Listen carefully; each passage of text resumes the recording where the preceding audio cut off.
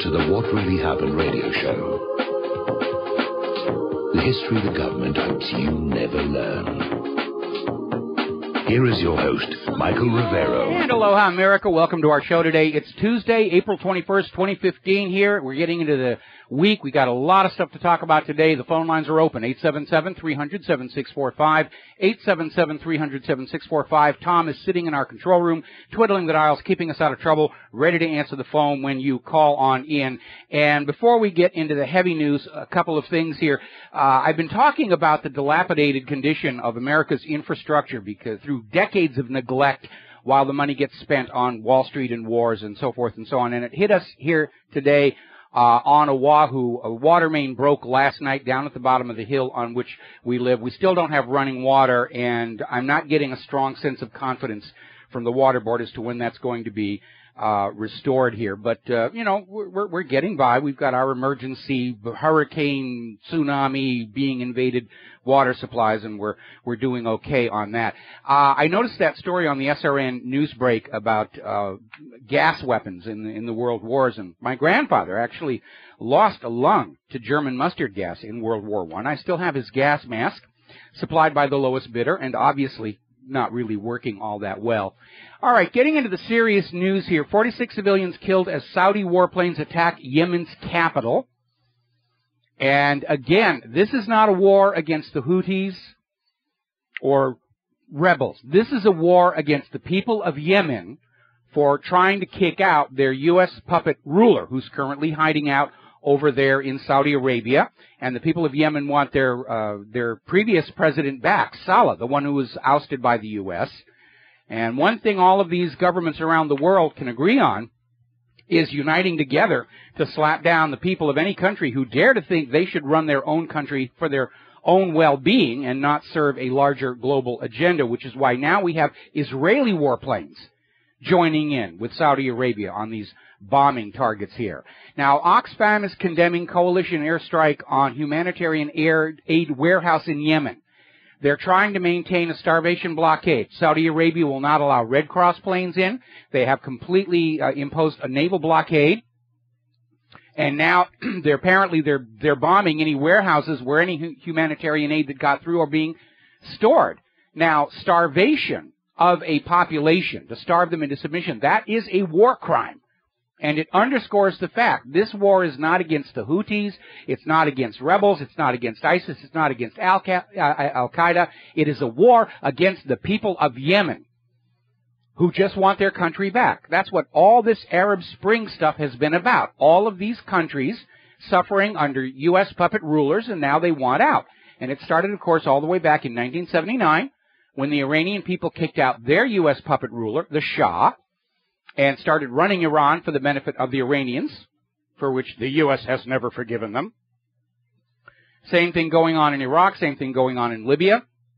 And that's why the U.S. is having to go back into Iraq for the third time, and into Libya for the second time. Oh, it's ISIS, we've got to get the... No, it's reimposing imperial control over these gosh darn provinces who just don't understand they've been conquered and they're supposed to stay conquered here. Now, Saudi Arabia is getting prepared for a ground incursion. They're ordering their National Guard to enter Yemen. So the ground war in Yemen is well and truly underway to get those people of Yemen to accept their U.S. puppet ruler back and love him as they should, any imperial governor, as it were. And let's see what else is going on. Interestingly enough, the coalition is starting to fray. Pakistan did send a couple of warships to the region, supposedly to blockade any attempts to get additional weapons into the people of Yemen with which to resist this outside invasion. But Pakistan is starting to back off. And even though the coalition headquarters flies the flag of Pakistan, Pakistan's foreign ministry is saying, no, we're not actually engaged in Yemen. Their legislature has basically said, no, we're not going to get involved. So just like we're seeing with the anti-Russian coalition up in Europe and Ukraine, The coalition is really, it's not as much of a coalition as you're being told. This is basically Saudi Arabia acting as a proxy for the United States to reimpose U.S. rule on Yemen. Now, all morning long, we have been hearing on the corporate media about the U.S. aircraft carrier Theodore Roosevelt and its auxiliaries are getting ready to intercept the Iranian warships carrying weapons shipments to Yemen. A couple of problems with that story. First of all, warships are not cargo ships. Okay, and if they're taking weapons, well, remember, Iran has not done anything to conceal this convoy. They set out in the open, in full view. They're not trying to sail a circuitous route. They're not doing anything that looks like smuggling. But we're seeing all these stories about U.S. warships heading to Yemen waters could block Iran weapons. Because Iran is supposed to be the bad guy here, even though they're not the ones doing the attacking and invading. But there's a little bit of a problem here. As I suggested earlier, the way the convoy is being deployed does not suggest a military confrontation, but humanitarian aid. We know that because of this renewed attack against the Yemen people and the imposed blockade, along with bombing the warehouses full of food and supplies, half the people of Yemen are hungry. They're starving. They're running out of basic necessities, food and water. And Iran has probably sent cargo ships of humanitarian aid. And even USA Today is out there saying, you know, this might just be humanitarian aid. Because certainly that's what Iran is saying it is. And just as was the case with Saddam's nuclear weapons, the U.S. government is providing absolutely no evidence whatsoever that this Iranian convoy is anything but a humanitarian aid mission. I did a Google search for these Iranian warships, nudge, nudge, wink, wink, that are supposed to be on their way to Yemen. Didn't find a one. The search for Iranian warships Yemen yields lots of photos of the U.S. warships looking mean and stern and right out of your favorite computer game. Not a single picture to show us exactly what kind of ships are heading to Yemen. Apparently, Google doesn't think you need to know that. Now, here's the problem. If those Iranian ships are carrying humanitarian supplies and the U.S. sinks one, it's going to be as huge a scandal for the United States government as when the USS Vincent shot down that Iranian Airbus a while back. If the U.S. simply boards the Iranian ships and searches them and finds humanitarian supplies and still refuses to allow them through, that's going to make the United States and its proxy Saudi Arabia look like the pariahs, the rogue nations. Meanwhile, Russia is sending 2 more evacuation planes to Yemen. And the Russians are not really all that concerned about who gets on the planes. Remember, the United States is not evacuating their citizens from Yemen.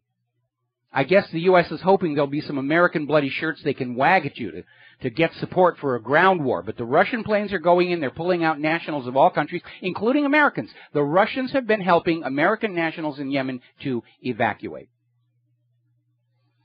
Now, apparently, Germany is filing a lawsuit against the U.S. government over the U.S. drone strikes into Yemen, and apparently have uncovered new evidence of civilian deaths in these drone strikes. And these drone strikes took place at a time when the U.S. and Yemen were not officially at war. These drone strikes took place after the U.S. intervention of 2 years ago that replaced Yemen's government with a U.S. puppet. And they sent in the drones to basically try and murder anybody who was unhappy over that. And that's a war crime. And Germany is getting ready to file suit in international court about that. We're coming up on our first commercial break here. I know we got a caller waiting on the line, and AJ in Texas will take your phone call as soon as we come back from these words from our sponsors. Aloha, America. Welcome back to our show here. And before we take this next phone call, I want to do one more story here. Over in Egypt, their court, presided over by Judge Kangaroo, has sentenced former Egyptian President Morsi to 20 years in prison, supposedly because they're holding him responsible for the deaths of protesters during the counter-coup that kicked him out and put another U.S. puppet ruler back in charge of Egypt. And, of course, the 20-year sentence isn't for the killing of the protesters, but for daring to think that Egypt should have one of their own rulers to run that nation for their own benefit. That's what all these wars going on are all about. The United States has, since the end of World War II, been overthrowing all these countries, installing pro-U.S. puppet rulers, and the world is now sick and tired of that, and they're trying to break free. But when you consider what happened to Saddam Hussein and Muammar Gaddafi, Morsi got off lucky. He's still alive, or at least for the moment. All righty, we're going to go ahead and we're going to take a phone call here. AJ in Texas, aloha. Welcome to the show. What's on your mind? AJ, hello, Michael. There you are. Okay. Hello? Yes, Can you hear me? you're on the air. I'm calling about the Trans-Pacific Partnership Trade Agreement. Yes. I don't really know exactly that I understand what it's all about because no one is really talking about it except for the so-called alternative media. But I'm reading an article that President Obama has asked to fast-track it, and that this would allow him to sign it into law before giving the Congress an up or down vote on it, which basically means that it would not go through the usual legislative democratic process with hearings. Yeah, Congress doesn't want to be bothered with all this money type stuff, but by golly, if Obama wants to strike a peace deal with Iran, they're going to come on in and they're going to tinker with that, by golly. Well, the reason that Obama went for the fast track is they're in a rush to get certain economic relationships cemented before things really start to deteriorate in the economy. And another reason for the rush is that more and more of these trans-Pacific and transatlantic arrangements are being leaked out, and they're not very good. They're transferring a lot of our sovereignty into corporate hands. They're mandating they're banning GMO labeling, rather. They're basically, the Trans-Pacific Partnership has an open immigration clause built into it that'll basically, this is the beginning of the dropping of the borders, leading toward a single global world. Yeah. Yeah, and that's one of the things, too, that I just read about it, that he was wanting to add a provision to allow for flow of workers between countries, basically creating a backdoor to unrestricted immigration, and so that Congress would not have the authority to restrict immigration because a treaty apparently supersedes a statute under our Constitution. That's not exactly correct. There's a line in the Constitution about the treaty being the highest law of the land, and it's often quoted, but without including the following words, which say the treaty must comply with the U.S. Constitution. They leave that little inconvenience out. And I recommend all of you, we talk about the Constitution and the Bill of Rights, please get a copy of the original, not the version that Common Core is putting out. Go to the original Constitution and the Bill of Rights and make a point of reading it. This is stuff that is supposed to be controlling what our government does and does not do, and you need to know it. Chapter, verse, letter of the law, if you're going to be discussing any of this stuff in an educated manner. It's not that big. It's not that long. You know, you'll knock it off in an evening. And so, yeah, basically I was just wanting to call in and see what your take on this was, because apparently what I'm reading is that it supersedes our laws and regulations dealing with things like food, public health, safety, workers' rights, internet, environment. They're trying to put that spin out there. And believe it or not, when the North American Free Trade Agreement came in, Hillary Clinton was out there insisting that this constrained the United States to Canada's gun laws. And that's absolutely not true. Again, you need to read the Constitution, because the people who are in government, when they're not ignoring it, they're lying about it. They're misstating it, misquoting it. Again, we have seen these officially Common Core sanctioned homework assignments given to children where they've completely rewritten the Bill of Rights to serve the government agenda, and our kids are being brainwashed to think that that's what the Bill of Rights says. And they're certainly not being encouraged to go back and read the original for themselves. And that's what you all need to be doing right now. Find out for yourselves. Right. Okay? All right. Well, I just wanted to take your understanding on that, because I don't really hear much about it. I mean, you don't hear about it in the mainstream media. Obviously, nobody's talking about it. Kind of frustrating. Which tells you right then and there that this treaty, like so many others, is not for the benefit of the American worker, that the American worker is going to take it in the teeth one more time. These are arrangements to bring about corporate rule of the planet, rise of the corporate state. It originally began with the theocratic state, then the nation state, and now we're seeing this attempt to transition to a corporate state where we're going to be run by corporations. Shades of rollerball. And anyway, thank you very much for the phone call, AJ. We're going to let you go and get on back to the news here. Now, everybody is still talking about this horrible tragedy that happened over the weekend with these refugees who were fleeing Libya to get away from all the violence going on in there as the U.S. tries to go back in and slap them down for kicking out their U.S. puppet or trying to kick out their U.S. puppet. And there was the sinking of this boat in the Mediterranean. 700, I've heard in some numbers, up to 900 people died. Only 27 were rescued. And it is a horrible situation, and it is all the fault of Barack Obama's war policy on Libya and the actions of Hillary Rodham Clinton as Secretary of State, who thinks Libya was a huge success. We came, we saw, he died, and then she laughs about that. The rest of the world is not taking quite such a glib view of this over global research up in Canada. Blood on their hands, Libya's boat refugees, and humanitarian imperialism.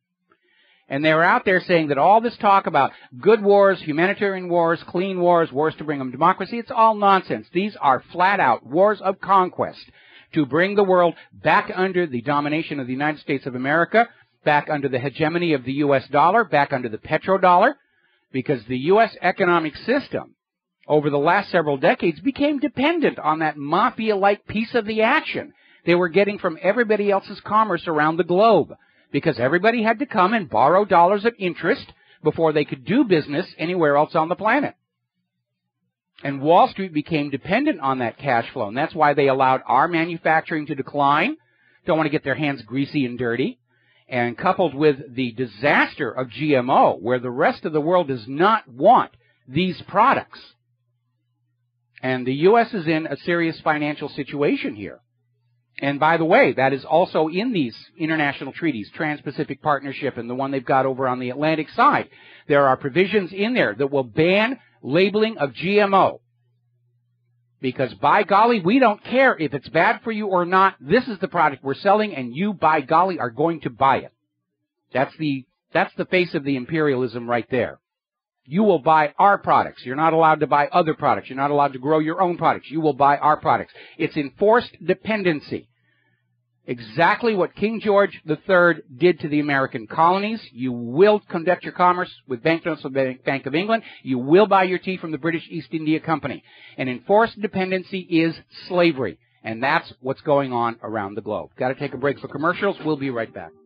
Aloha, America. Welcome back to our show here. Now, there's been another one of these ISIS videos, as always discovered by Rita Katz's Site Intelligence Group, which we know is tied in both with CIA and Mossad. And already, according to an article over at 21st Century Wire, there are reasons to think it is just another fake. Because the U.S. government understands the American people will not support any more wars of aggression against countries we're not actually at war with until the U.S. says, oh, let's go to war with whoever. Get a dartboard. We're going to war against South Africa. And so they've concocted this new uber villain, ISIS, so that any time the U.S. wants to attack or invade a country, they send in a bunch of actors who stand up and say, we're ISIS, come and get us. And the U.S. attacks. And the U.S. says, we're not really making war on Iraq or the people of Iraq. We're making war on ISIS. We're not really making war on Syria. We're making war on ISIS. And at this point, anybody standing up to U.S. imperialism is simply declared to be ISIS in order to make it acceptable to hit them with drones and bombs and napalm and depleted uranium and the rest of it. And it's a big hoax. ISIS is no more real than Al-Qaeda was. And you know what's really kind of upsetting? The U.S. government seems to be getting their ideas for these wars from old TV shows, because there used to be this wonderful, funny science fiction show called Max Headroom. And in one of the episodes, they're dealing with this horrible terrorist group that's blowing up all these buildings, and everybody's terrified of them. And Max Headroom, well, the human protagonists of the show go out, and they can't actually find any damage or destruction. And they finally track the terrorist group down, and they're just set up on a visual effects stage. And they're building models and miniatures of buildings and then blowing them up and releasing the videos and say, it's cheaper and easier for us to do this than actually go out and do the damage here. And that's exactly what the U.S. government is doing. They're creating a fictional enemy for you to hate Just like Emmanuel Goldstein out of George Orwell's 1984. We're going to show you a horrible picture of ISIS, and you'll crush your arms and scream your 2-minute hate. Now, up in Ukraine, the White House is going to send Ukraine an additional $17.7 million in humanitarian aid, or at least they say it's humanitarian aid. Meanwhile, an ex-Kremlin advisor, Nekrasov, is out there being interviewed on Press TV, saying that the United States is preparing for an outright ground offensive in Ukraine. All of these trainers and advisors that are going on, and this is exactly what happened in Vietnam. Oh, we're not really at war in Vietnam. We're merely sending them trainers and advisors, 60,000 of whom got killed during the training and advising and so forth. You're trying to get the war going, and you're not paying attention. Oh, we're in Ukraine. Yeah, I guess we're shooting. Trying to prevent an angry backlash by the American people over how much money and how much blood of our young people is being spent on all of these. The total body count of all of these U.S. wars of aggression, going back the last 12 years now, is in the millions. We're already getting into World War death rates on all of these. Now, investigations into what actually happened in Kiev, the first part of last year, are continuing to indicate that all of the violence perpetrated in Maidan, in Kiev, came from outside agitators. Apparently, investigations by the European Union are showing that the snipers who were shooting both sides in Kiev had been trained in Poland. And now, of course, Moscow is saying, all right, you need to follow up on that, because the reason Kiev's elected government was forced from power is all of the world's media said, oh, yeah, it's Kiev is doing this. Kiev is behind the snipers. Now we know that that was another lie. These were outside agent provocateurs that were sent in there to destabilize Ukraine so that the U.S. could oust yet another government that wasn't doing as it was told and put in Poroshenko, who has really sort of botched things up major league since then. And all Ukraine wanted to do was not join the European Union. That's what started this.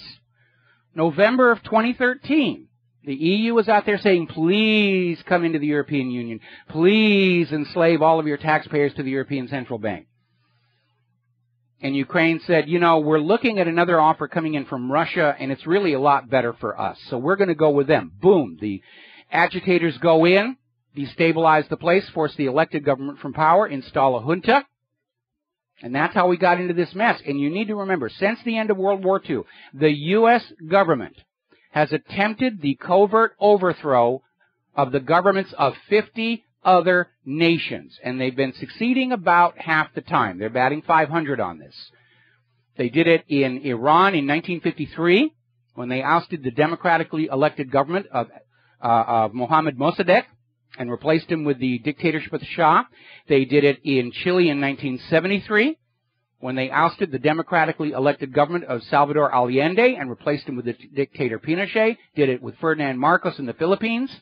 And on and on and on. And this is the reason the rest of the world hates the United States. It's not because we have freedom. It's not because we have Disneyland. It's not because we have Paris Hilton.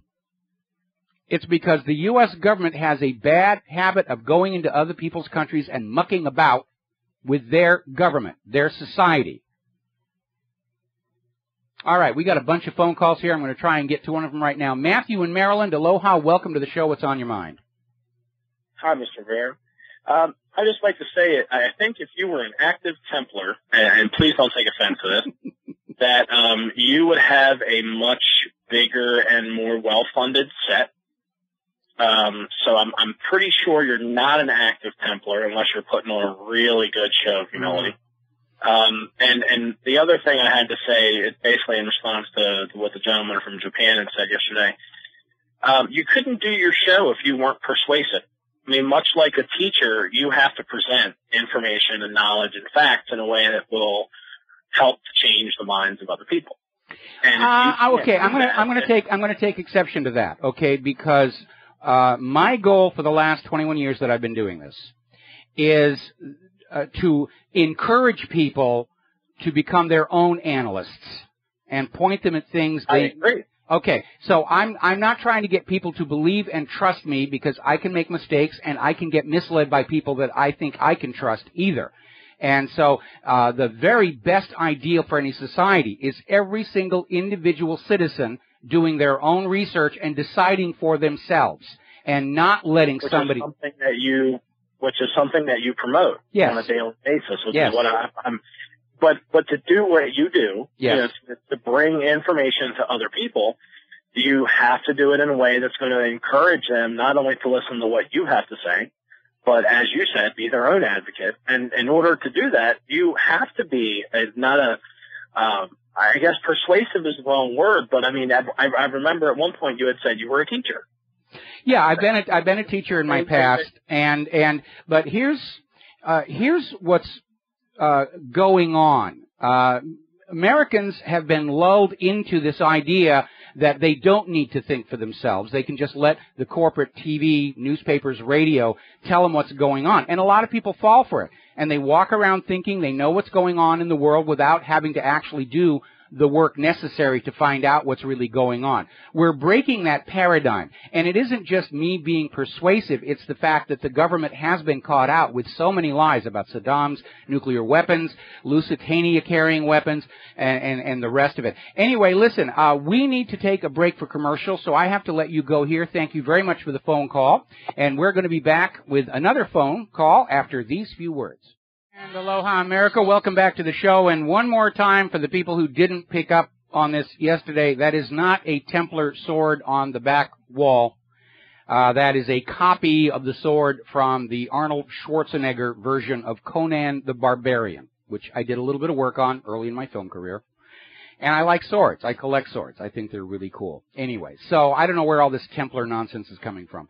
All right, we're going to grab ourselves another phone call here. Joanne up in Canada. Aloha. Welcome to the show. What's on your mind? Hi, Michael. Can you hear me okay? I can hear you just fine. Okay. First, I would like to thank you for highlighting both the Comer versus the Bank of Canada lawsuit and Bill C-51's Anti-Terrorist Act. Yes. The Canadian corporate media is silent on the Comer lawsuit.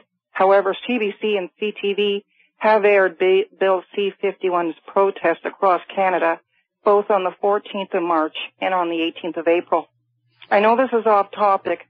However, my question to you is, with all the police violence we see on TV and with the economy about to collapse, according to several independent media, what makes the police force think they will be exempt from a corrupt government pillaging their pensions and firing them when the government is finished with them?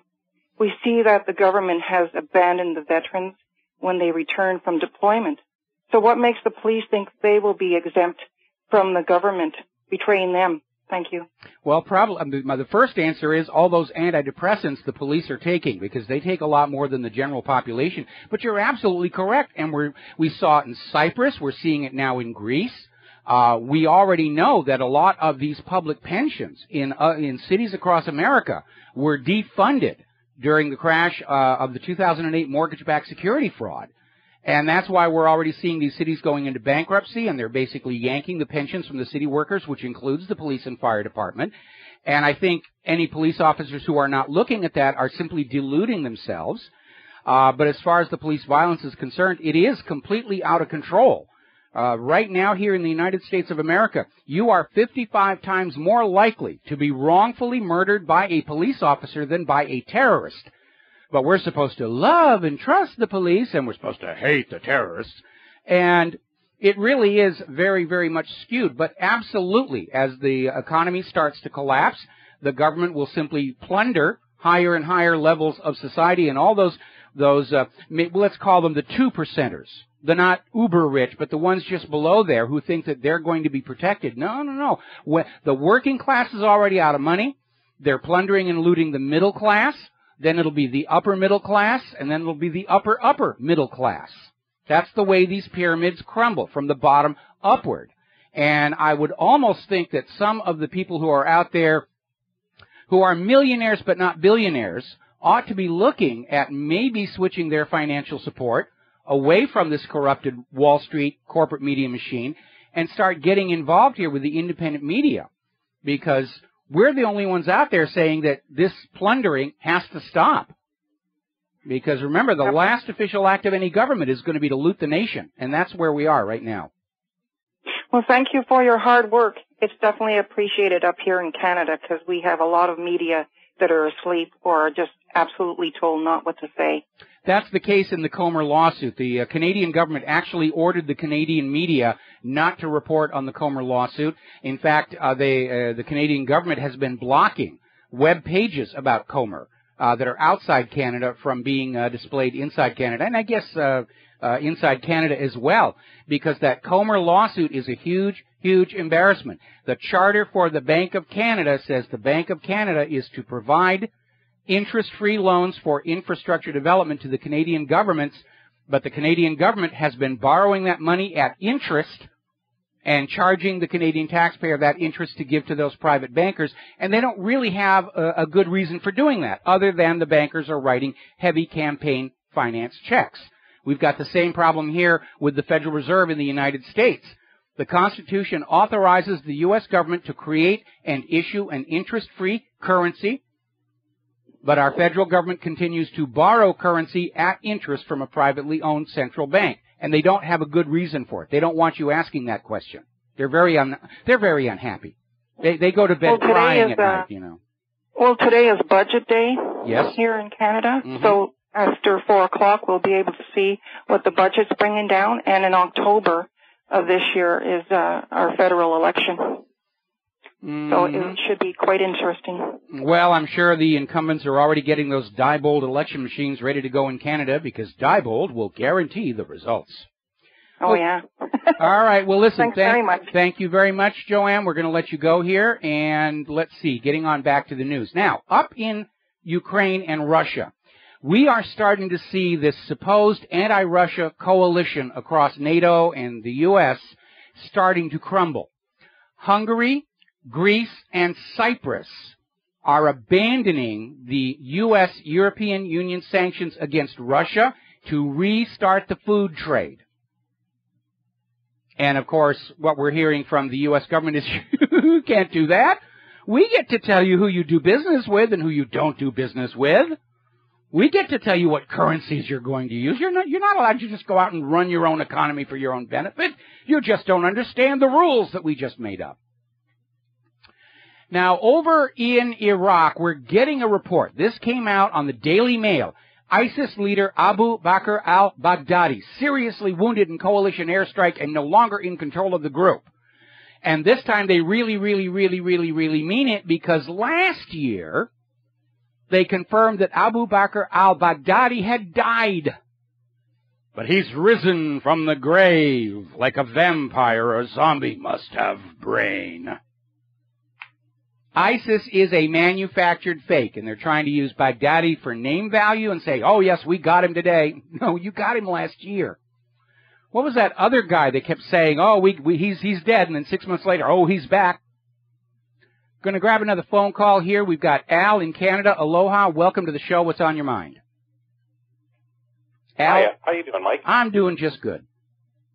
That's good. So the lady just phoned in about this Bank of Canada, and you were talking about it. The reason that the government decided to not borrow from the Bank of Canada anymore was because it was to allow entry into the G7. Yes, I did understand that was a condition there, but again, the Canadian government agreed to that, just like our own. Yeah, they did. Yeah, and they don't really have a good reason for that, because basically it was a deal. In order to get into the G7, we will allow the private central banks to loot our taxpayers for their own personal profit. And that's really what this is all about. And the Canadian people, when they understand this is what's been done to them by their own government, they're going to get angry. It's just like here in the United States of America, where a little over 100 years ago, a corrupt Congress and a corrupt president sold us back into the slavery of the same predatory banking system we fought a revolution to break free of. And if you have not already Reddit, over at my website, whatreallyhappened.com, up in the top little menu section. In fact, I'm going to go ahead and post it to the front page one more time, is the article, All Wars Are Bankers' Wars. And it is a retelling of the history of the United States in terms of the control exerted over our government and our society by the bankers, who will topple governments, assassinate leaders, stage coups d'etats, even start world wars to maintain their control over the population of the planet and the looting of our pockets for their benefit. When you see that Forbes list of the richest people on earth, they aren't really the richest people. The really rich ones don't want to be on that list. They don't want you to know how much money they have looted from you over the centuries. That's why the Federal Reserve to this day still refuses a full audit.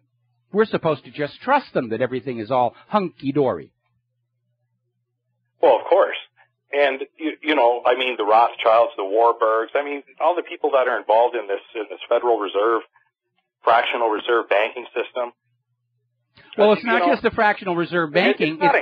It's the idea that they're just creating the money out of thin air and then lending it out at interest, and we're not allowed to create money out of thin air to pay it back. We have to do what somebody who's got stacks of those paper and ink tickets tells us to do, and that is your slave train. And the Rothschild family as a whole is worth an estimated $15 trillion with a T dollars. And all of it's been made from imposing this private central bank scam on nation after nation after nation around the world throughout history. And I think they've almost completely conquered the world right now. There's only 3 nations left that are not involved in this private central bank scam, and those are the nations that are on the U.S. government's special high-interest targets list right now. Al, got to take a break for the news. Thank you very much for the phone call. We'll be back. Aloha, America. Welcome back to our show. Hour number 2. The phone lines are open, 877-300-7645, 877-300-7645. And before we take these phone calls waiting here, quick story coming out of Israel. The farmers in Gaza are starting to lose their crops. Israel has been flying over Gaza, spraying chemicals on their crops. Israel is claiming it's simple pesticides, but the Gazan farmers are saying whatever it is, it's damaging their crops. Nice people they have over there. All right, let's get some phone calls out of the way here. We're going to go to Judy in Florida. Aloha, Judy. Welcome to the show. What's on your mind? Hi, Mike. I spoke to you briefly yesterday. This is just like a follow-up to that phone call about my concern with the weakening of the dollar and, you know, what could potentially happen in our country, you know, as a result of, you know, continuity of government, we'll say. Mm-hmm. I'm afraid that, you know, when the worst case, if it comes to pass, as far as like the push, you know, against the citizens and the citizens reacting to the police and the militarization of the police and the military, with the end of posse comitatus, as you pointed out yesterday. I mean, once, like, you know, we have this awful battle, and what happens afterwards is what, you know, what I really wanted to just to touch upon and get your opinion, and I'll get offline to listen. Okay. You know, what it means to, you know, when China, you know, are they going to be laughing at us the whole time, and will they just, you know, finally swarm in and just mop up the mess and take over? I rather seriously doubt that would happen. And first of all, I am hoping that we will avoid any kind of a major battle between the people and the government. And all joking about tar and feather and everything else aside, I do not advocate any kind of violence by the American people against the government. Absolutely not. Okay. Please do not initiate violence against the government, but prudence demands you be prepared for when government initiates violence against you. Now, I know everybody's got their knickers in a twist about this Jade Helm exercise and, oh, the government's going to come in and lock up everybody.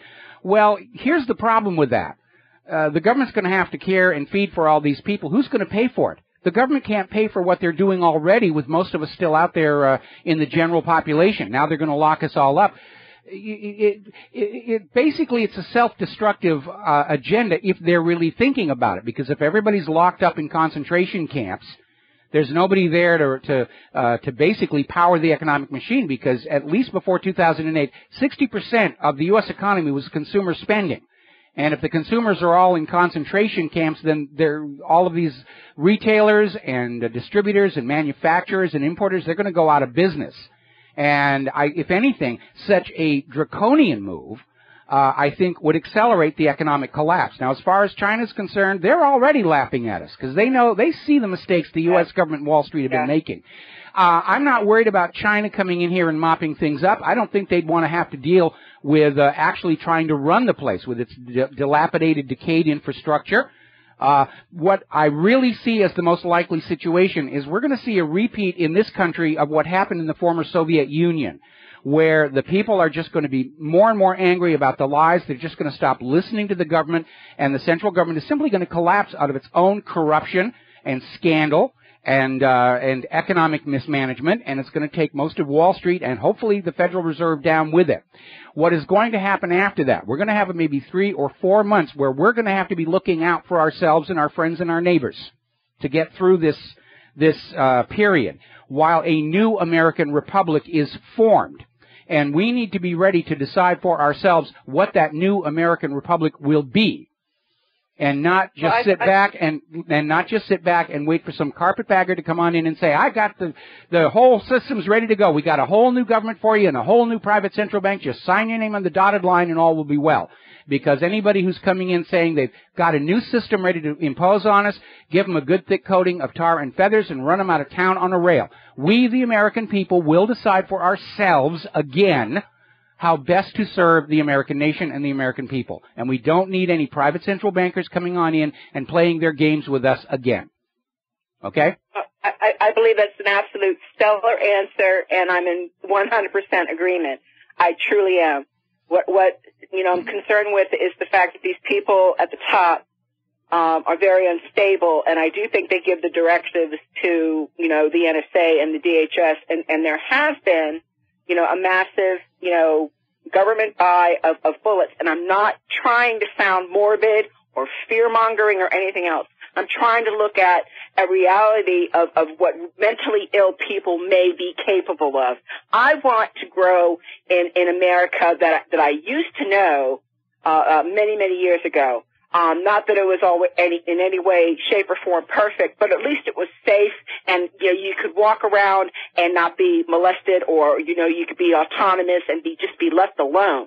And you could raise. And I have 2 children, okay, older, and I want them to have children. I want to be a grandmother, and I want America to actually continue in a healthy way. I mean, I know what sane people want, but I don't know what these maniacs that like Benjamin Netanyahu, like Barack Obama, like Hillary Clinton, Jeb Bush, let's go on down the line, Rumsfeld, blah, blah, blah, what they're capable of. Well, I think we can save a lot of time. I think we can save a lot of time by counting the leaders and politicians who are sane, of which I can think 2, Ron Paul and Cynthia McKinney. The problem with politics is always going to be it attracts the very sort of people who shouldn't be allowed to have political power. It attracts the sociopaths, it attracts the egomaniacs, and it certainly attracts the money junkies. And these are people who are not in control of their own emotions and their own instincts. They are allowing themselves to believe it's okay to want more than you really need for yourself, and they inherently destabilize society. And I will hold that these private central banks are the common enemy of all humankind. They are the authors of these world wars. Yeah, and Obama is a yes man, and at best case scenario, he's a Manchurian candidate. He's just there to, do what he's told. Well, I think they're all kind of Manchurian candidates. It's just who's pulling the strings. And in the case of American politics, it tends to be overwhelmingly Wall Street, with Israel a close second, followed by the military-industrial complex, the pharmaceutical-industrial complex, the security-industrial complex. Everybody in Washington, D.C. is for sale, and they don't even try and hide that anymore. And fortunately, I think going into the 2016 elections, the American people are really opening their eyes and taking a good look. And they're not going to vote for somebody, well, just because she's a woman. They're not going to vote for the best dressed. They're not going to vote based on slogans or jingos or these other fringe issues. They're really going to be looking at these politicians as to what they have been doing all along. And they're going to make some informed choices here. in terms, and again, we've got to get all these people out of political office who start their campaign by going to Israel and screaming, I love Israel, I'm a supporter of Israel. All right, if you love Israel, go there and run for the Knesset. Because right now, in these dark times, the United States needs leaders who are going to put America first, second, and third. And these foreign entanglements that George Washington warned us about in his farewell address, way down at the bottom of the list of priorities. We have to bring back limits on campaign spending so that a candidate's finances are a true reflection of his popularity and not just which big wig he's managed or he or she has sucked up to over the last couple of months. Well, you know, we need to go back to what this country really was started as. And yes, it's eroded away over the last couple of hundred years. And it was done with the connivance of the corporate media, which convinced Americans that, oh, this is good. All this stuff is good for you. The private central bank is good for you. War in Vietnam is good for you. These are all good things that you need to believe in. And thankfully, the corporate media has lost the war for the minds of America. And that's why their audience is shrinking. Our audience is growing. Judy, thank you very much. We got to let you go here. Take a break for commercials. We'll be back with John in Barbados and other phone calls after these few words. Aloha, America. Welcome back to the show here. A couple of quick stories before we start taking phone calls again. Apparently, the U.S. Army has ordered their female cadets to wear high heels as part of a campaign to promote allure to feminists. Prove that you're the equal of men. Join the U.S. Army. And they have all these cadets in high heels. And there are two issues with that. First of all, high heels are very bad for your feet.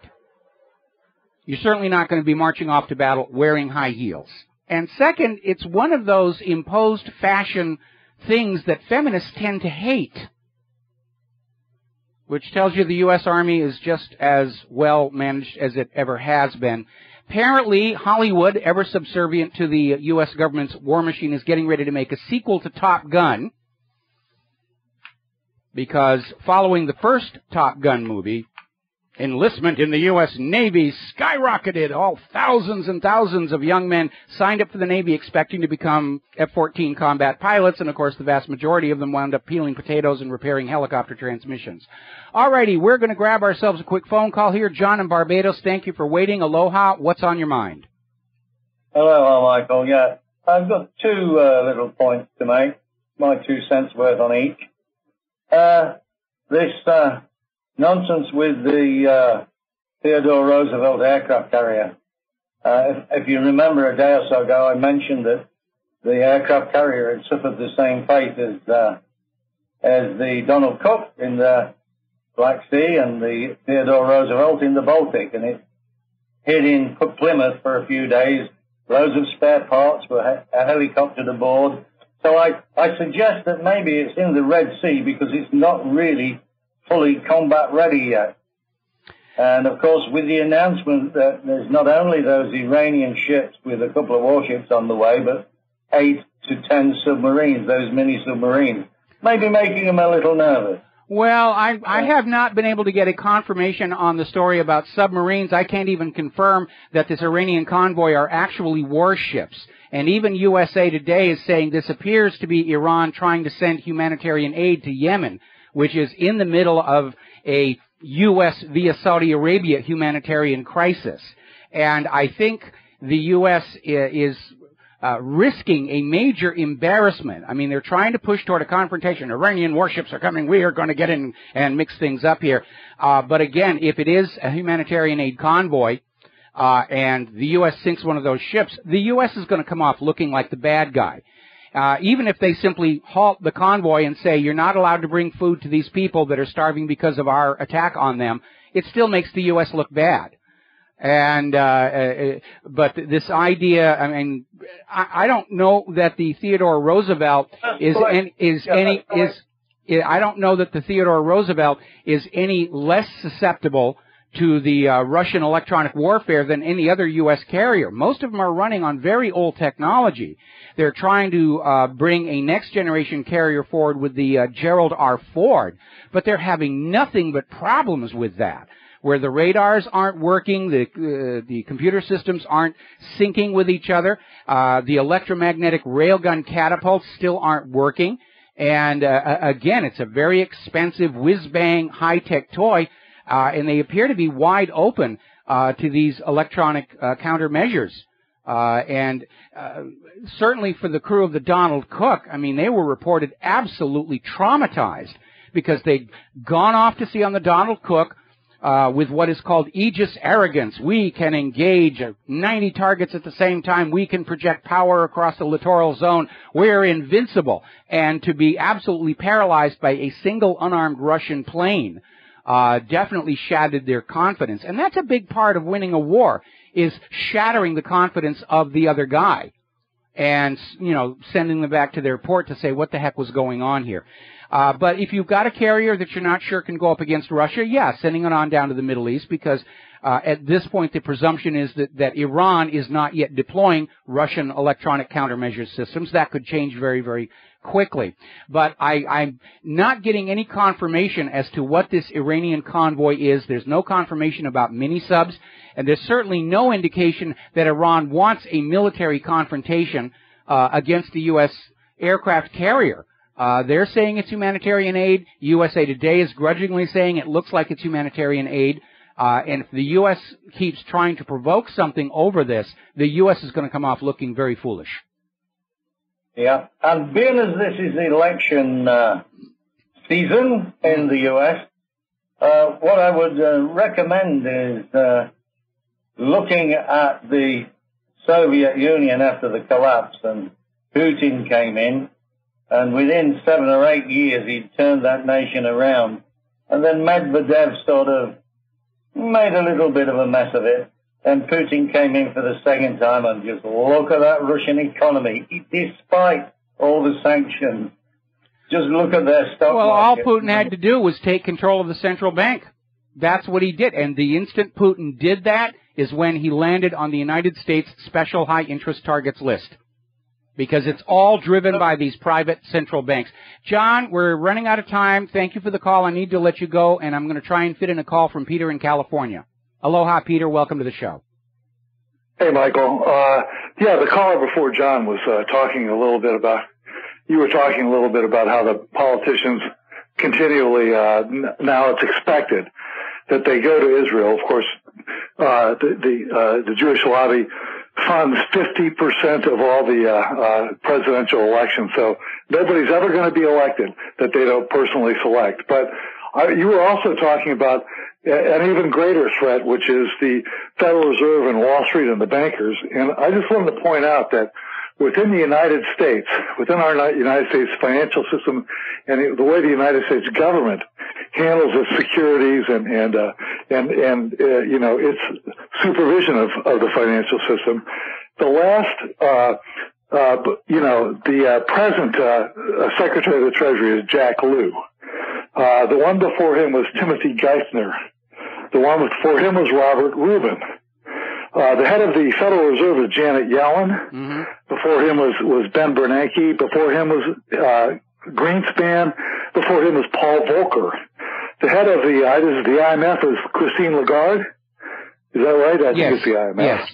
And but you know, who was the guy, Michael, who was outed before Lagarde, who was Dominique Strauss-Kahn. Dominique Strauss-Kahn. Dominique Strauss-Kahn.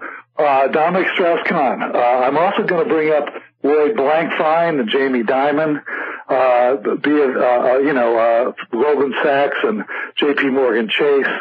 And I would tell you that all those people are of the same religious group.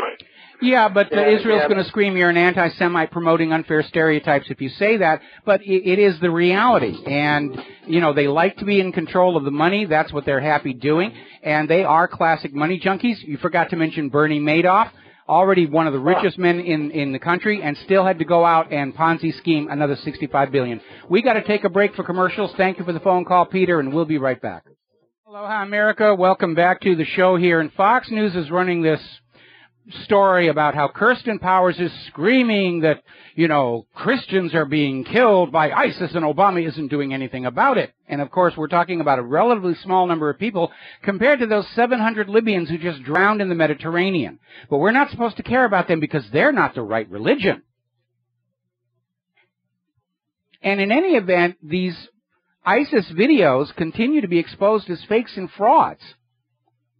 You know, Kirsten, if you really think we should be going to war with these people, here's your rifle, here's your parachute. We ran out of the desert camo, so here's a bright day-glow orange jumpsuit left over from the CIA's torture centers. Watch your head climbing into that transport plane, and we will call the designated enemy and tell them that you are on your way to kick their butt all by yourself. But we, the American people, understand that we have been lied into war after war after war after war by the government and the corporate media, all the way back to the beginning of our nation's history. Torpedoes in the Gulf of Tonkin, Spanish mine in Havana Harbor. And we've had enough of that. We're going to sit this one out and keep our kids safe at home. We're going to grab ourselves a phone call. Glenn in Pennsylvania, aloha, welcome to the show. What's on your mind? Hi, Mike. The deployment of the Gerald R. Ford has been delayed because the crew members keep banging their heads on the hatchways and falling down the stairs. They need smaller Navy sailors, though. Get some of those people out of the submarine corps. Well, not to throw back to the Chevy Chase pratfalls, where Gerald R. Ford is famous for banging his head on it, Air Force One and that sort of thing. Oh, I see. I missed the joke there. Okay. I missed the joke. It was subtle, but it should have been enough. It was a little too subtle for me. I'm sorry. Okay. Sorry. About John in Barbados talking about the Roosevelt, which is Nimitz class, apparently. I didn't think that thing had been disabled like the Donald Cook. I thought it had been humiliated by a defeat by a French submarine in the military exercises. I think you've got it a lot more accurate. John in Barbados, unfortunately, a lot of his stuff does not check out, like the miniature submarines and the rest of it. But yeah, during all these war games, for the war games against the French in the Atlantic, even out here at RIMPAC, the U.S. military does not perform anywhere near in keeping with the volume of money that's poured into it. A lot of it has to do with the fact that all of these high-tech whiz-bang gizmos, first of all, they're buggy. Just like Windows, they're delivered to the end customer with all kinds of flaws in them that the customer is supposed to find, hopefully not in the middle of a battle. All the problems we're seeing with the F-35 is a good example. And as a result, everybody is so busy with all the dials and buttons, they're distracted from doing what it is that they need to be doing. And, simple is really better, especially when you're in a combat zone. And we have seen, these high-tech American weapons work wonderfully out on the testing range and during proving. But when they get out there in the wild, with dust and dirt and sand, there was a huge problem with the Abrams tank breaking down in Iraq because the Iraqi sand was getting inside the engine, and they tried to retrofit a filter, and that wasn't working, and it was just, they're really not very well designed for actual real-world combat. They're designed to basically generate the greatest economic return for their manufacturers under these cost-plus contracts. Oh, yeah, I spoke with a Marine Motor Pool sergeant who, took care of Hummers at Humvees, and he was saying how horrible, they have 3 levels of shops for those things, and how the electronics of the transmission, all that, are a nightmare. On the old Jeeps, they had 5 different bolt sizes. You could always cannibalize, on the Deuce and a Half and the Jeeps and stuff and make things work. These things, once, there's so many parts and there's so much in the way of electronics, it's just a mess. And it complicates the logistics problems of getting all this stuff and maintaining it at the front lines. And you're absolutely right. That original Willis Jeep, the reason it became so popular after the war was over is everybody who had driven them knew that they just kept on going. If they broke, you could fix them with, paper clips, and it was one of the attractions of the Volkswagen. If the fan belt broke, you could get some ladies' pantyhose and tie that around there. And now we're in a situation here in the United States where the automobile manufacturers actually want a law saying that you cannot tinker with your own car that you have bought and paid for. They're already saying you can't go into the electronics under the Digital Millennium Copyright Act, and now they want a law saying that you can't go in and actually play with the engine or transmission. You can do your basic end-user maintenance, change a spark plug, change a gasket, things like that. Anything else, you got to go to a licensed and bonded and official whatever. And it's all about generating maximum cash return. It's all about planned obsolescence. And it's one thing to inflict this on a civilian population, but when you're talking about a war zone, if the stuff that these kids are being given isn't simple, reliable, and easy to fix in the field, then people are going to be dying, you know, all so that some defense contractor executive got a little bit more in his stock option check. Well, I don't know if you remember what a boondoggle those Stryker vehicles were back when Donald Rumsfeld was Secretary of Defense. They made all kinds of excuses for the lateness of the deployment of those. They practically canned the project and they pressed on. I couldn't believe they were running them across Europe because I'm thinking they better have a tow truck that can haul these Strykers. Yeah, absolutely, absolutely. Listen, there is a book out called The Pentagon Wars, and there was a movie made from that by the same name. It was directed by Richard Benjamin, and it is a very humorous retelling of the true story of the development of the Bradley infantry fighting vehicle. And it really underscores that during what we like to call peacetime, weapons development is all about, you know, getting cash, getting money out of the population. And the weapons they produce are junk. I don't know if you're my age, you'll remember the big stink over the M14 versus the M16 battle rifle, where all these Pentagon officers were invested in the company producing the M14. They didn't want the Armalite M16 coming in. And as a result, they literally were sabotaging the field trials by putting the wrong kind of propellant in the 223 ammunition, with the result that a lot of kids got killed in Vietnam when their weapons were jammed. And these officers of the Pentagon were saying, see, it's no good here. You know, you've got to buy this weapon that I own stock in this company. Congress was finally forced to investigate. It was a huge scandal where these Pentagon officers were willing to let kids in Vietnam get killed in order that the government would buy the rifle they were invested in. Congress took a look at this scandal and basically declared the M16 clearly the superior weapon. Its basic design persists to this day in all kinds of subsequent redesigns and development. It was a good design from Armalite, and the Pentagon just mucked it up because they were after the money. They weren't after an effective weapon. In fact, it still has that little plunger on the right-hand side. The original Armalite design didn't need that, but the Pentagon insisted that be put on there because the soldiers need to feel they've got something they can slam. And it's just absolutely stupid stuff. The Pentagon Wars. I hope it's out there someplace on Netflix so you can look at it. It is a funny film, and unfortunately, it is also a very true story. It's directed by Richard Benjamin. He did an excellent, excellent job on it. Well, yeah, definitely. And we have yet to see what happens with these vertical takeoff aspects of the F-35. That's been having problems. Be killed by that. That's been having problems. Well, it's like the early Osprey. They finally have got that thing running. But they've had a lot of crashes with that. F-22 still asphyxiating against pilots. The Independence-class littoral combat ships, those things are junk. The lead ship is already in dry dock, having major sections of its hull replaced due to corrosion. It's like, don't these guys understand what a zinc sacrificial anode is for? It's amazing stuff. Amazing. All right, but one last thing before I go, just to point out that the Dow, despite yesterday's rebound, is tending down again today, and I just suspect this volatility is going to worsen until we find out for sure whether or not the Greeks are going to default on their IMF payment next month, and if they do... Okay, we got to let you go. We got to take a break for commercials. I'm sorry. We'll be right back. We're going to be talking about the economy. And aloha, America. Welcome back to the show here, and it is time to talk about some of the economic news here. Over in Greece, as the new government struggles to try and find an optimal course out of this mess they inherited, and I don't feel any sympathy for them. They campaigned for the job, and now they got it. The people of Greece are very unhappy. They were expecting the new government to simply tell the ECB and the IMF to go jump in the Aegean. The ECB and IMF and the European Union were expecting the new government to simply go back to the arrangement they'd had before. The new Greek government is trying to make everybody happy, and as a result, nobody is happy.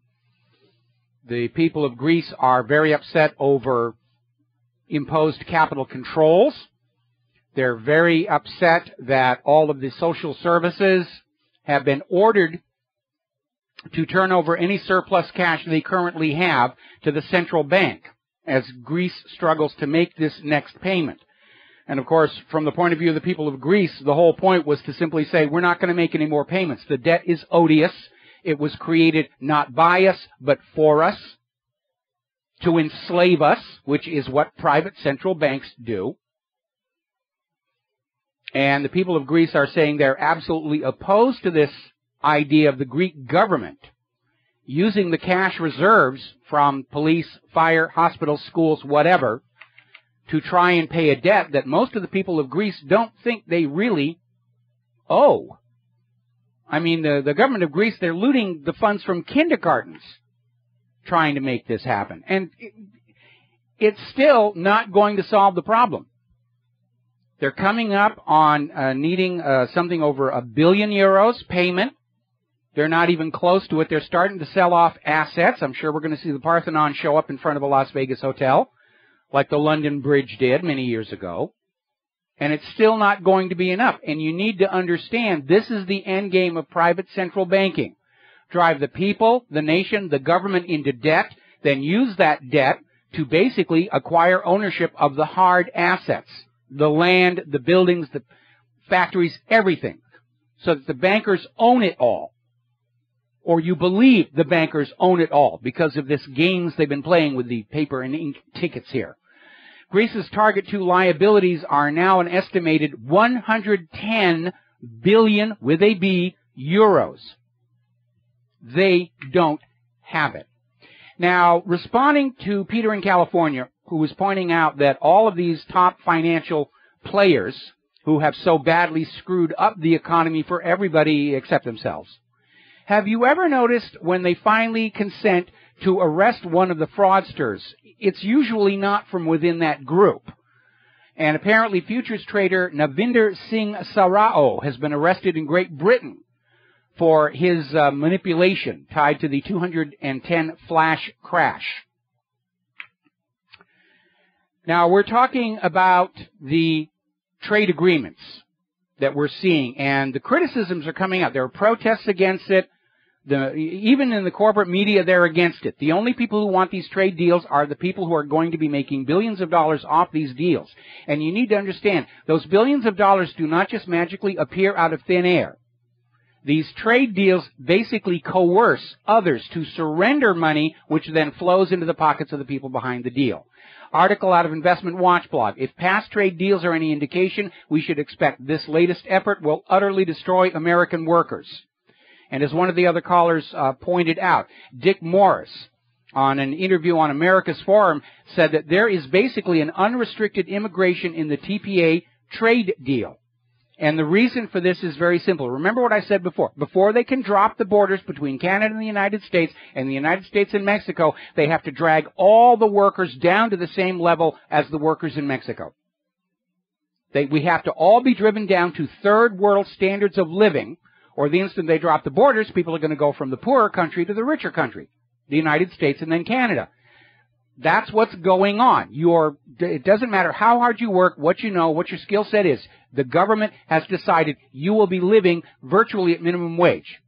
Because when everybody's at minimum wage, then they can drop the borders and have their one world government subservient to a one world private central bank, which will enslave humanity in permanent unpayable debt for the rest of time and history until the sun swallows our planet. All right, we're going to grab ourselves another phone call. Mo in Florida, aloha. Welcome to the show. What's on your mind? Hi, Michael. I guess that old familiar saying, giant sucking sound is a huge sucking sound, isn't it? Yeah, it is, and it's getting louder and louder all the time here. And unfortunately, again, that's the problem with private central banking. By design, it produces more debt than money to pay the debt, and the debt grows and grows and grows until it overwhelms the rest of the system.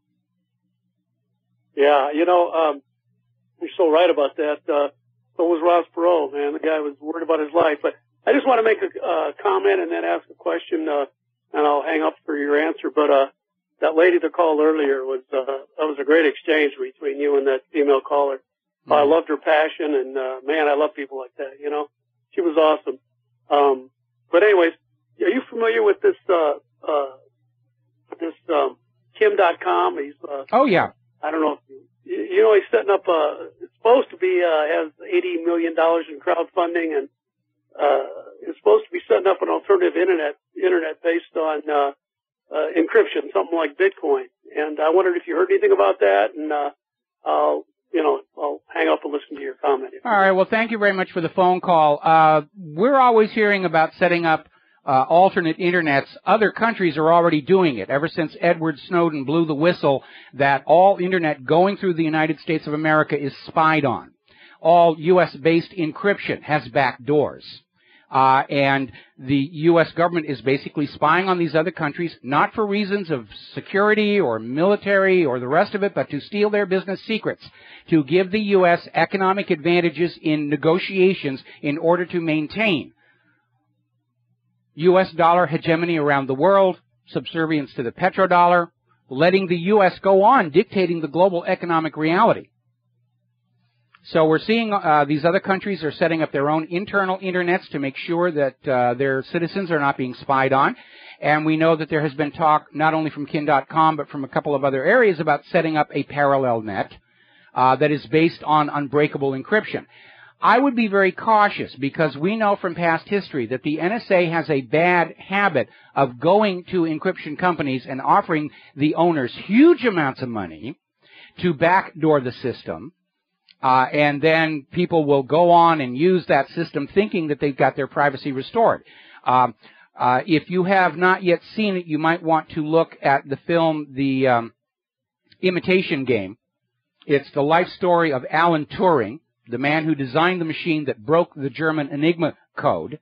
And at the end of World War II, the fact that they'd broken the code was kept a tightly classified secret. And the United States and Great Britain made gifts of captured German Enigma machines to friendly governments, their fellow allies, to use, without telling them that Great Britain and the United States could read those messages. Nice thing to do to your allies and friends. Years later in Europe, there was a company called Crypto AG, which made an updated version of the Enigma machine, originally mechanical and then electronic. And there was a huge scandal where it came out that the NSA had gone to the owner of that company and bribed him $10 million to put a back door into that system. And we know that any commercially available software has backdoors. They had backdoors built into the data encryption standard, backdoors built into Clipper. The U.S. government is deathly afraid that somebody somewhere is having a conversation about their Aunt Mary's top secret chocolate chip cookie recipe, and they can't intrude in on it. And so there's a lot of talk about alternative internets. But in the end, if you need to keep your business secrets private, you don't want some government lackey running off to the stock market to make money on your upcoming product announcement, you need to invest in creating your own system of encryption. And during this upcoming news break, I'm going to repost Rivero challenges the NSA to whatreallyhappened.com.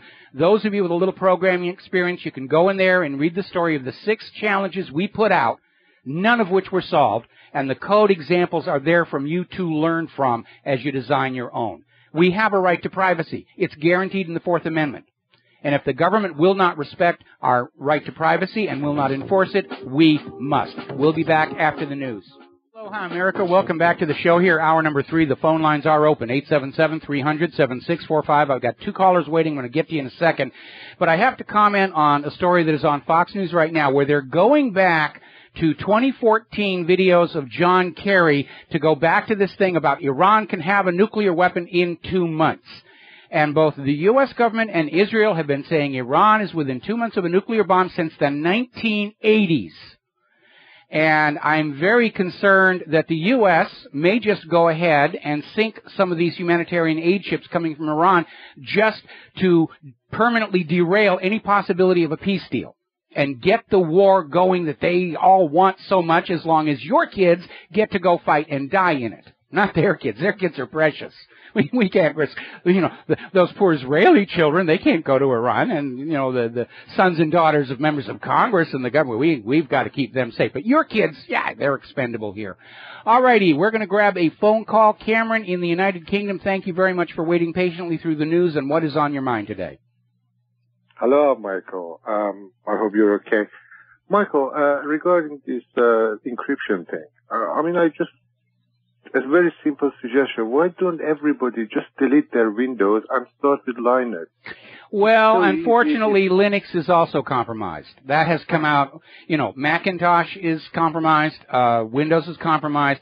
Linux is compromised. The NSA is not going to allow any system to be in use that they haven't compromised because, understandably, everybody would go to it. But one of the developers, maintainers of Linux, has implied without actually verbalizing that, yes, in point of fact, there are NSA backdoors in the Linux system as well. Besides which, the NSA has gotten around all of this by backdooring the physical hardware. The BIOS on the computer, the routers, it's all backdoored. They can go right on. It's in the silicon. You can't take it out. And so the only way that you are going to have private communications of your latest business secret secure from one end to the other is invest the time necessary to develop your own encryption system for your own personal or company use, and that way all the NSA backdoors aren't going to work. We already know that the NSA is spying only on law-abiding citizens. They haven't been able to find any of these cyber criminals. They haven't been able to find the people who are dumping Viagra emails in our boxes because real criminals and real terrorists know not to use the standard off-the-shelf encryption. They develop their own, and it's not difficult. And if I did go ahead and post the NSA Challenge article to the top of whatreallyhappened.com, you need to understand that breaking a coded message is a two-step process. First, you have to figure out the method. Then you can break the keys. When Alan Turing and his cohorts at Bletchley Park started to break Enigma, the first thing they had to do was get their hands on an actual machine. That gave them the method. Once they had the method, they could build the other machine to brute force the keys. So of the two steps, finding the method is the most difficult. And if you've developed your own method, even a simple one, the NSA can't get at that unless somebody gets bribed inside your organization to hand them the source code. And for that very reason, the source code examples I provide, you should not be using as I wrote them vanilla, because NSA already has those. But it is possible to create break-proof codes. And, of course, when we were in the middle of the NSA Challenge, they came out with this claim that they had a quantum computer that could break any code ever written. And I said, okay, yeah, break this one. And they didn't. Because finding the method is the hard part. Once they have the method, yeah. Sorry, I didn't mean to interrupt you. No, I was just going to say, actually, the quantum computer, the best it's done is 3 times 5 equals 15 so far. I mean, it's really, well, the ones that we're aware of. Well, there are commercially available quantum computers out there, and in real-world practice, they're turning out to not really be significantly more powerful than their silicon counterparts. Part of the problem with a quantum computer, and this is the same thing that affected the connection machine, and it has to do with the granularity of the problem. The quantum computers are very powerful on very tiny sets of data, and they immediately bog down with anything larger. Years ago, I worked for a computer animation company briefly that had bought a connection machine because it was big and flashy and impressive sitting there in the lobby of the, behind the glass wall in the lobby of the company. But I showed them that as a ray tracer, it really was junk, and I was able to get a single Sun workstation to be 25% as fast as this huge $6 million connection machine, which did not earn me a lot of affection from top management, and I left the company soon thereafter. But a lot of the claims made about quantum computing, they just have not, it hasn't worked out the way they wanted it to. This was a bluff by NSA to claim they had a machine, science fiction machine, that could break any code known. No, it could do a password search very fast in certain circumstances if it's a short password. But if they don't have the method, a connection machine can't guess it any better than anybody else. Excellent. Michael, thank you very much again. You got it. Thank you very much as well. All right, we're going to switch over to LeVar in New York. Aloha, welcome to the show. What's on your mind? Aloha, Mike. I just had a quick question. Sometime last year, I read an article about the top 5 or 6 major banks in the U.S. They were opening banks. I can't remember if it was North or South Carolinas or even the Dakotas.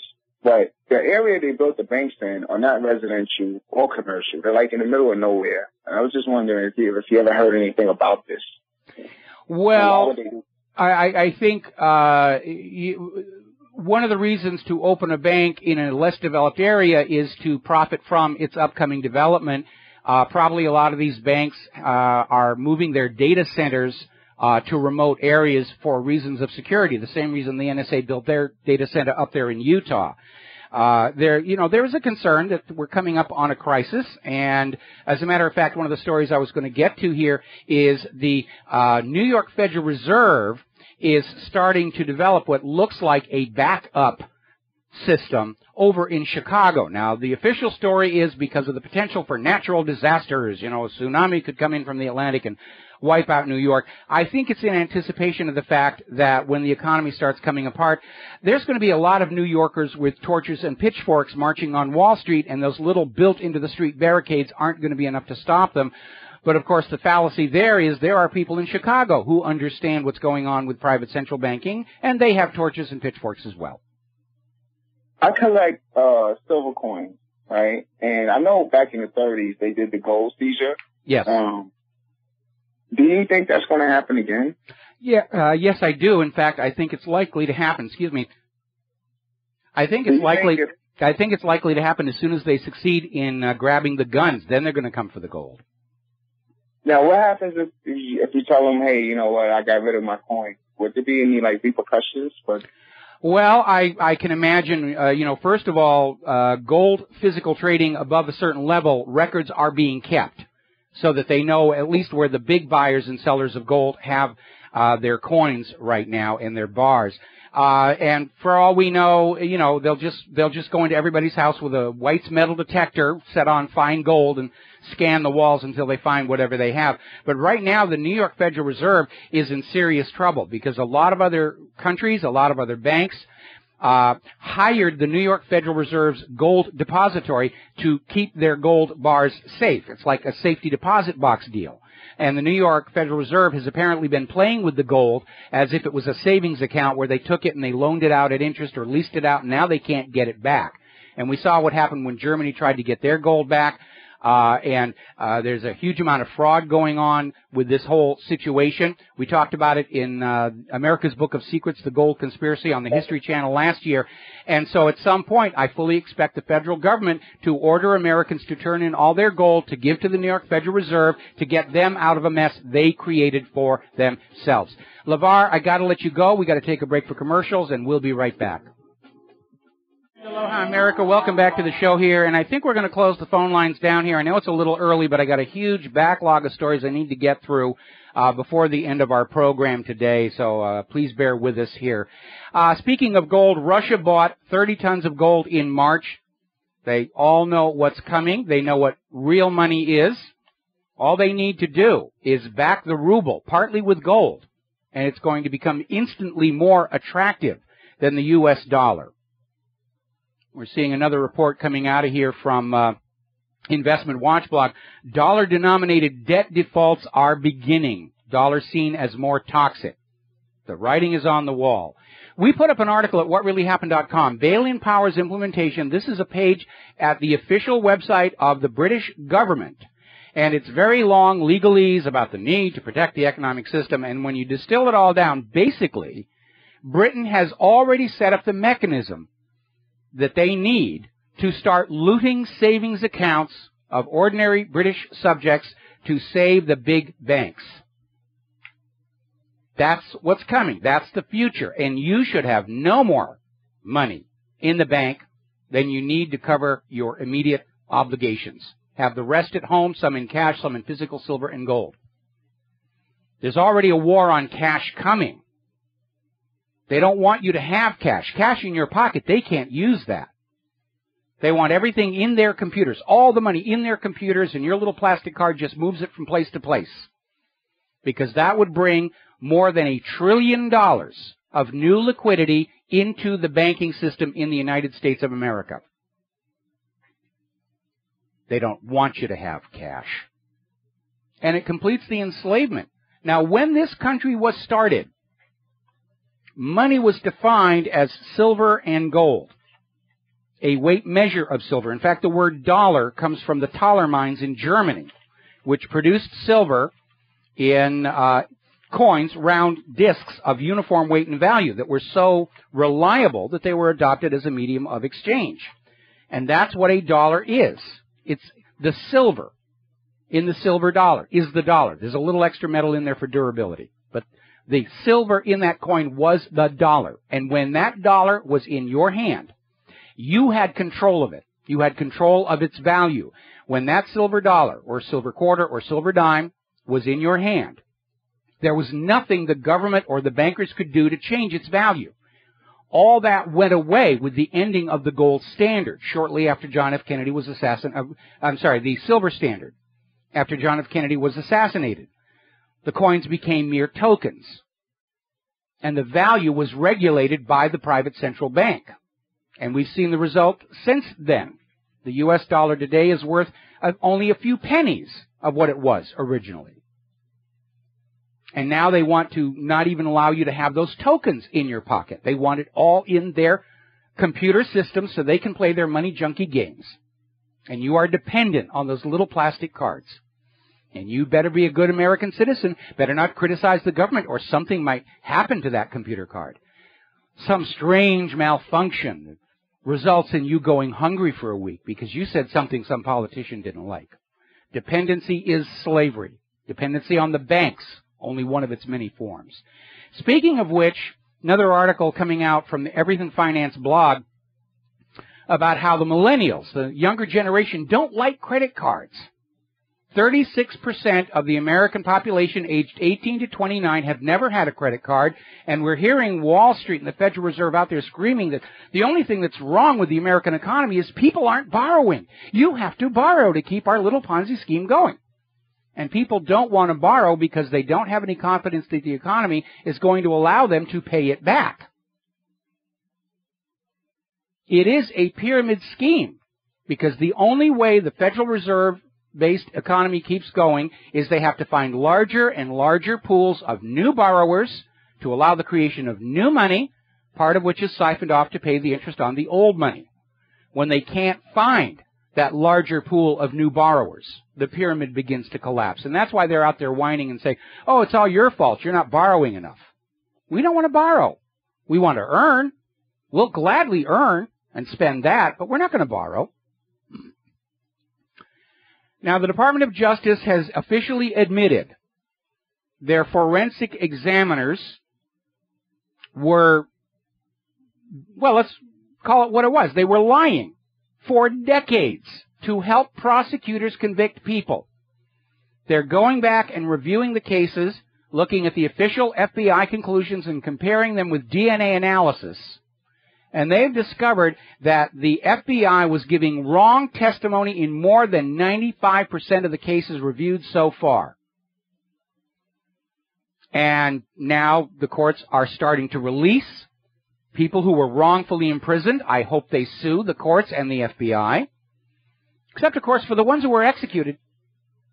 A bunch of people were executed on the basis of this fraudulent evidence from the FBI, and I'm sure the FBI feels really sorry and bad about that. We're going to wear our frowny face and say, we're really sorry that all these people got killed because we were lying about it. There are vast numbers of cases that the FBI is known to have rigged lab tests on. Frederick Whitehurst, the former head of the FBI lab, tried to blow the whistle on this. And they demoted him to head of the paint chip division. We caught the FBI faking the evidence in the murder of Vince Foster, evidence found in the wreckage of TWA 800, the murder weapon planted on James Earl Ray, and the assassination of Martin Luther King. And don't even get me started about COINTELPRO, where the FBI went out, committed crimes, and then framed peace activists for them. The FBI is not the swell bunch of Joes film and TV shows them as. That's just more of the propaganda. The FBI is the Gestapo. Their job is to enforce the government's view of whatever on the population and destroy anybody who dares stand up and say, you're wrong about what happened. And yes, I have personally felt their wrath myself 21 years ago when they wrecked my career in Hollywood. Meanwhile, the TSA, the Tourism Suppression Agency, is over there giving classes to employees of Disneyland to look for signs of terrorism, including excessive laughter. So if you're at Disneyland and you're having a really good time, contain your laughter or you're going to be a terror suspect. Completely ridiculous. CNN poll, 87% of Americans do not trust the government or the corporate media. 87%. Which is why corporate media's audience is in decline and ours continues to grow. We're the new mainstream. We're the new mainstream here in the independent media. Deal with it. We'll be right back. Hi, America. Welcome back to the show. Now, as you know, there's this lady, Pamela Geller, whose organization does little more than put out advertisements that are pure hate-mongering against the Muslims. And it's drawn quite a bit of criticism. She's got these campaigns with these placards that go on buses. Very often they contain absolute falsehoods, trying to demonize Muslims and build support for Israel. The current ones are out there. I mean, she's famous for the ones that saying, in a battle between civilization and the savages, back to civilization.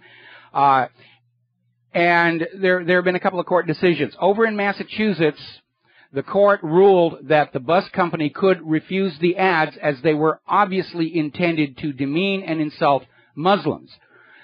Over in New York, the judge ruled the other way, that demonizing and insulting Muslims is protected speech under the First Amendment. Now, I would like to see that judge in New York, how he'd respond if somebody brought in an equivalent ad demonizing Israel. And we already know, we saw it over in France, you know, insulting Muslims is free speech, insulting Israel and Jews is hate speech and banned. It's a double standard all over the place. Now then, Israel is just having paroxysms of joy because they got themselves another Nazi from Auschwitz to put on trial, and he's on trial in Germany, and they're saying, see, Holocaust, Holocaust, Hitler, Hitler, Nazi, Nazi, Nazi, and they're wagging the Nazis as hard as they can because they're running out. You know, they're running out. They don't know what they're going to do when they don't have any more Nazis to put on trials. Maybe they'll go after the kids. The defendant's father was a Nazi, and therefore we're going to, and whatever. And this trial is an absolute joke because he's out there being promoted as he was, you know, one of the death guards at Auschwitz. Actually, he was a bookkeeper. They found a bookkeeper, somebody who handled bookkeeping at Auschwitz, and they're putting him on trial.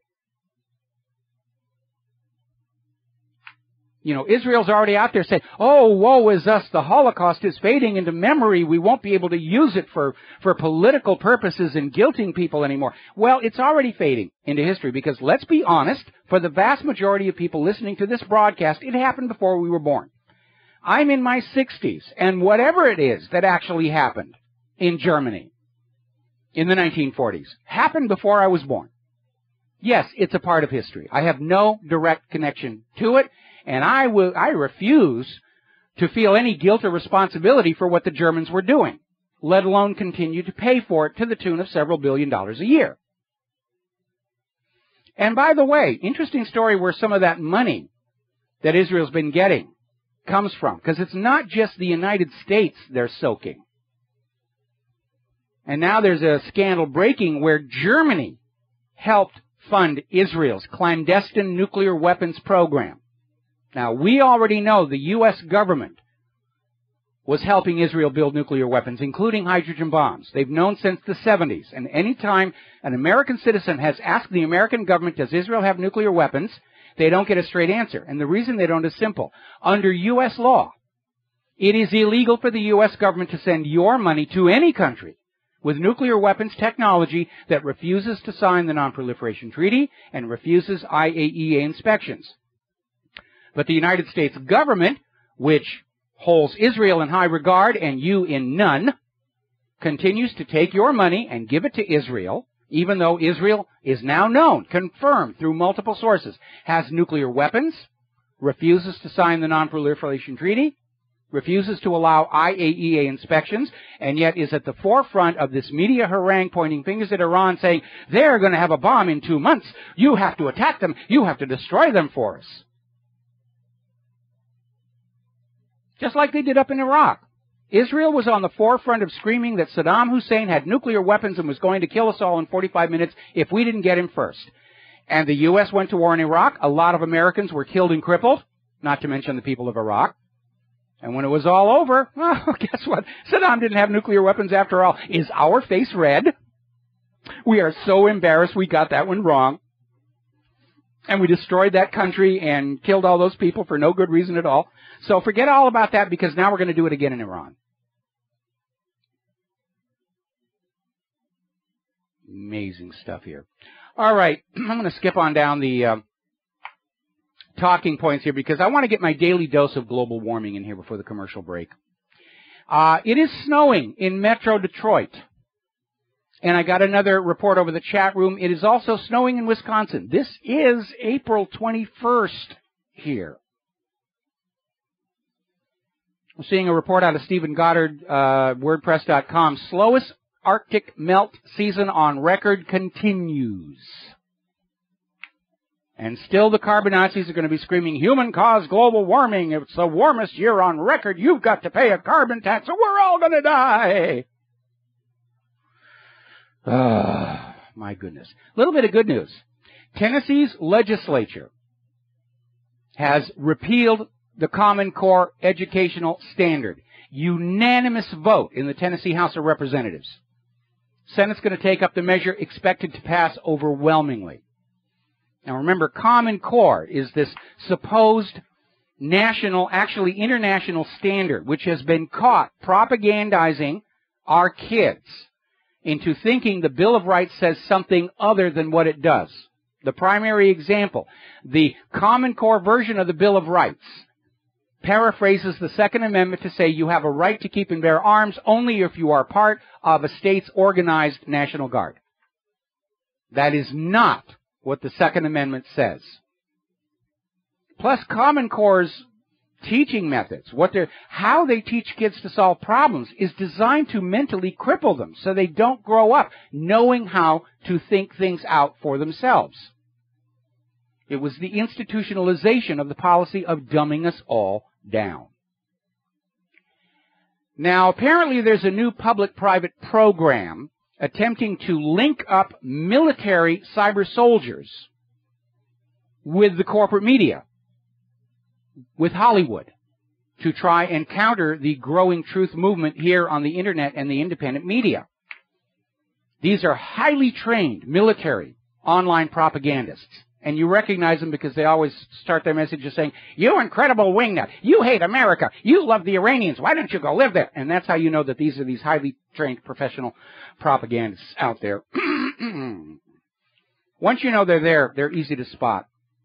All of these propaganda techniques the U.S. government likes to use worked in the 1950s and 1960s at a time when Americans didn't understand the degree to which the government and corporate media were lying to us. Now we know. We're sadder but wiser. Now, as you know, some of the key provisions of the original Patriot Act are due to sunset, and there's huge opposition to renewing them. So apparently what Congress is going to do is not take up the issue of renewing those provisions of the Patriot Act. They're rewriting them into another bill, the USA Freedom Act. And how can you be opposed to USA Freedom, which is another bill full of dictatorship and tyranny and spying? Over in Baltimore, still some fallout over this horribly tragic situation where a suspect was arrested, was seen getting into the police car in perfect health. And then all of a sudden, he's had 80% of his spinal cord severed. He subsequently died. And the family's trying to find out what happened. Absolute silence from the police department, I guess, while they get their cover story put together. We were afraid for our lives. This handcuffed man there, but Baltimore has suspended the 6 officers who were involved in whatever it is that has happened.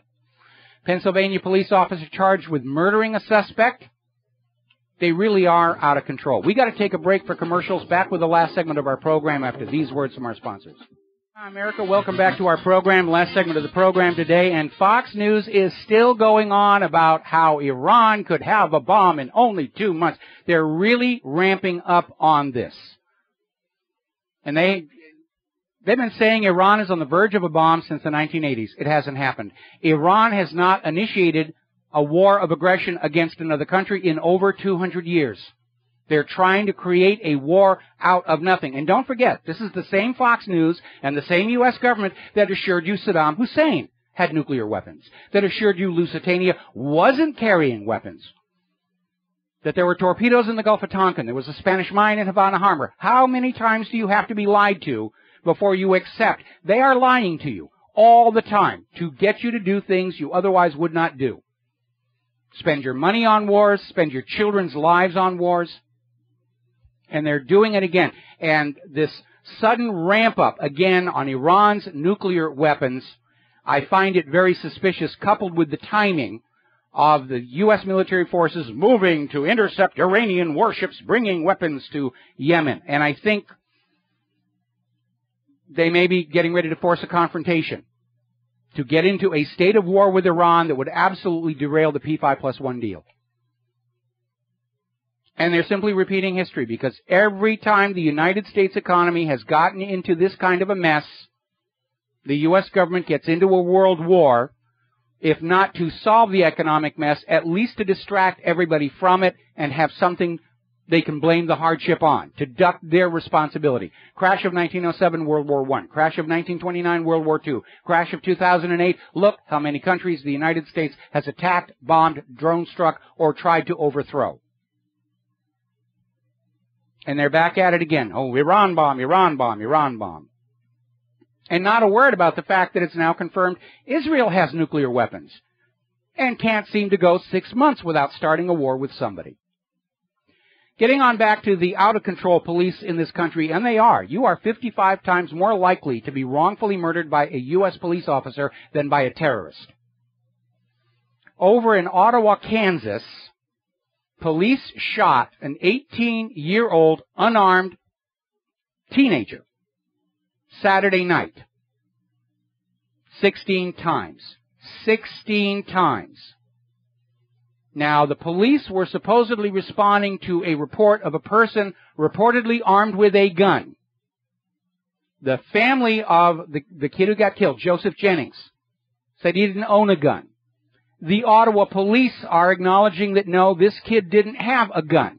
The police just showed up and shot him 16 times and killed him.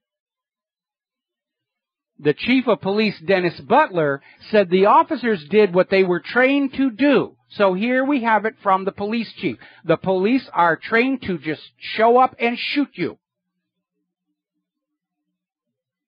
He's coming right at us. I'm afraid for my life.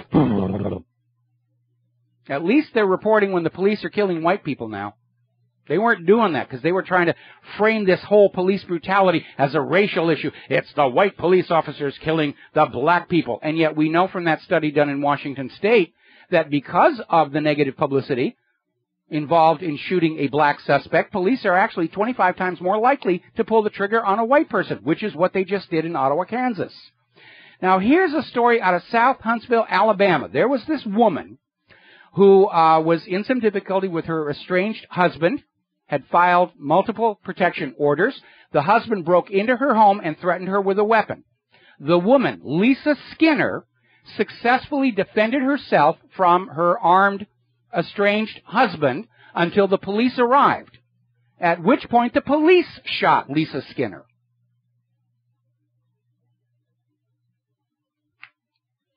Apparently over in Chicago, the officer charged in the Rekia Boyd fatal shooting has been cleared by the judge.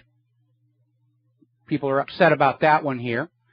Another police officer claimed he was scared of an unarmed woman pointing a cell phone at him, and he fired over his shoulder, killing her. Judge dropped those charges because apparently firing your gun at unarmed people isn't considered reckless endangerment anymore. Now, over in St. Louis, prosecutors have dropped charges against robbery suspects rather than reveal the inner workings of this Stingray cell phone interception device. Now, if the use of the Stingray means you cannot prosecute the criminals you find with it, then why are you using it in the first place? if you're out there with this whiz-bang gizmo that's spying on people's cell phones, and it's so secret that you can't prosecute the criminals you find with it, why are you even using it in the first place?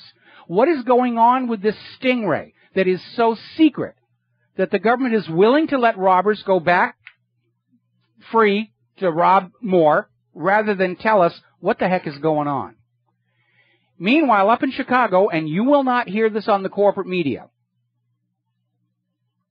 an Uber driver, you know, the Uber ride-sharing system, had a concealed carry permit, thwarted an attempted mass shooting in Chicago's Logan Square. May have been the latest effort by the gun grabbers to have a mass shooting and lots of blood and bodies so we can scream that we've got to take away the guns. They were foiled by this driver with a concealed carry permit because when the shooter, 22-year-old Everardo Custodio, fired his first shot, the Uber driver pulled his own gun and fired 6 shots at the gunman, wounding him. And the news won't report that because they don't want you to hear about how legal gun owners thwart crimes in progress. They want blood. They want bodies. They want to scream how guns are evil and we've got to take guns away from everybody. And only the government should be allowed to have guns here. Well, they tried that in Nazi Germany. It didn't work out too well. Have you ever noticed how so-called ethics professors really aren't very ethical at all? And I think they're promoted as ethics professors in the hope that whatever they say, we will say, all right, that's the new ethics. Because apparently over at Princeton University, Dr. Pete Singer, who teaches ethics and perhaps needs a refresher, argued during a radio interview that America should accept the idea of intentionally ending the lives of severely disabled infants because apparently caring for them is going to drive up all of our Obamacare insurance premiums. So he's now out there saying, let's just euthanize these disabled babies. We're not going to be able to make money off of them. They're of no use to anybody. So, we should accept as the new ethical position just, killing them when they come out malformed. Amazing. Over in Oregon, even though the owners of the gold mines there have asked the militias to stand down and not be confrontational with the Bureau of Land Management, which is attempting to confiscate one of the richest gold production areas in the entire country, even though these miners' families have had these claims since the 1800s. But apparently the local community has come out to support the gold mines, saying the government just can't come in here and start taking our gold mines for no reason. For one thing, there is the enclave clause in the Constitution saying that the federal government cannot own or control lands other than what are under federal buildings and federal infrastructure like harbors, airports, and military bases. And the federal government's been grabbing land like crazy ever since Nixon ended gold convertibility, not for the environment, but to have that land and its mineral resources as collateral on more government borrowing. And so far, it's almost 1/4 of the entire country. Your public lands, your heritage, has been confiscated by the federal government and pledged as collateral for foreign lenders. And when the U.S. government collapses, all those foreign lenders are going to come in and say, hey, we now own Yellowstone, Sequoia, all of these rich natural lands here. And we, the American people, are going to stand up and say, no, you don't. Because the government did not have the legal right to pledge these lands as collateral, and you're going to have to take the loss for not doing your due diligence to see if the government pledging that collateral had the legal right to do so. There's the music. Time for me to get out of here, get some animation work done, get some bills paid. We will be back tomorrow, Wednesday, on the Genesis Communication Network. Until then, stay safe, stay well, stay skeptical, stay informed, make good choices. Share what you know with who you know. Tell everybody about Genesis and whatreallyhappened.com. We need your support to build our audience right now, and we'll be back tomorrow. Aloha, America.